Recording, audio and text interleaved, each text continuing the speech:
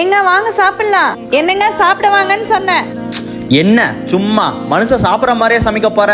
சாப்பிட வாங்கன்ட்டு இந்த மாதிரிலாம் பேசாதீங்க சொல்லிட்டேன். அப்படிதாண்டி பேசுவேன். என்ன பண்ணுவேன்? இனிமே நான் சமைக்கல, நீங்களே சமைச்சு சாப்பிடுங்க, இல்லைன்னா என்னவோ பண்ணுங்க. பேசிடாதீங்க என்கிட்ட. சரிதான் போடி, நானும் பேசல. சொன்ன மாதிரியே சாப்பாட்டுல உப்பு இல்ல. இதை ஒத்துக்கிறதுக்கு தான் இவ்வளவு ஆட்டம் போட்டாளா? அம்மா அந்த பைக் எடுமா. திமிர் பிடிச்சவ எப்படி போறா பாரு. அம்மோ இங்க வாமா. ஏங்க நான் தான் உங்ககிட்ட பேச மாட்டேன்னு தெரியும்ல, அப்புறம் எதுக்கு என்ன கூப்பிட்டு இருக்கீங்க? என்னங்க என்னாச்சு? ஏமோ என் மேல அவ்வளவு கோவமா இருந்த, அப்புறம் எப்படி இதெல்லாம் பண்ற? என் மேல கோவம் போயிருச்சா? கோவம்லாம் இன்னும் இருக்குது.